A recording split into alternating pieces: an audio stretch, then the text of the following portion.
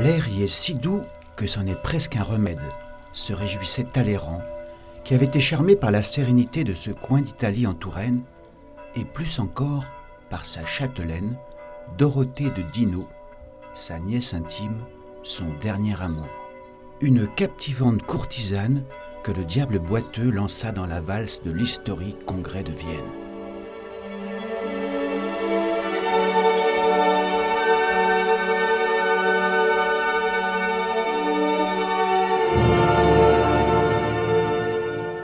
Vienne, toute ma destinée est dans ce mot, a-t-elle écrit. Elle avait 20 ans, il en avait 60. Talleyrand l'a jetée dans ce tourbillon politico-mondain. C'était une femme jeune, belle, intelligente, elle parlait 5 langues.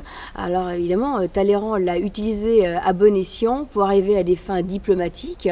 Et puis cette complicité a duré 20 ans.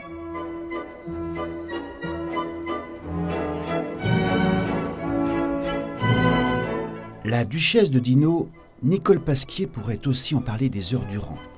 C'est elle qui a redonné de la vie et de la féminité à ce château en faisant un hôtel de charme.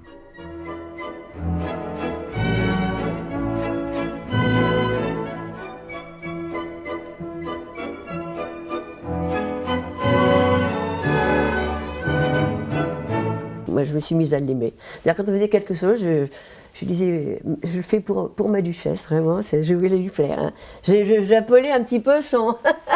hein. Mais ça marche. Hein. Mais je pense d'une certaine manière, elle nous a aidés un peu. Oui. Mais il faut bien avoir un fil conducteur dans une chose comme ça. On ne n'est pas chez nous, là, pas du tout. On prend une suite, en quelque sorte. Donc, il faut se mettre dans l'esprit de la duchesse, surtout.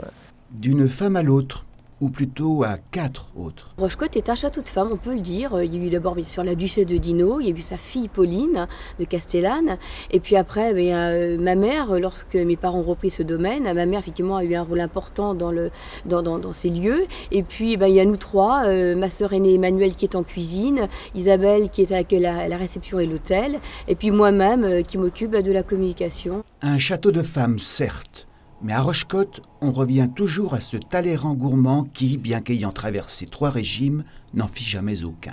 Son seul nom aiguise déjà l'appétit. Talleyrand, c'était donc un grand diplomate qui avait son cuisinier personnel, donc le Grand Carême. Et avec ce cuisinier, il organisait des réceptions assez fastueuses. Il utilisait le savoir-faire et le talent immense de Carême au service de sa diplomatie.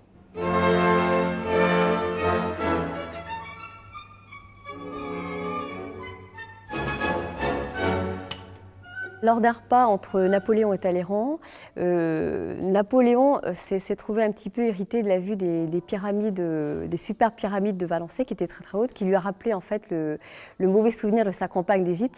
Et donc Talleyrand a ordonné que tous les moules à fromage soient dorénavant coupés pour que ça ne rappelle plus ce mauvais souvenir à l'empereur. Fromage de rigueur. Et pour dessert, une citation de Talleyrand. C'est autour de la table que se traitent les plus belles choses de la pensée.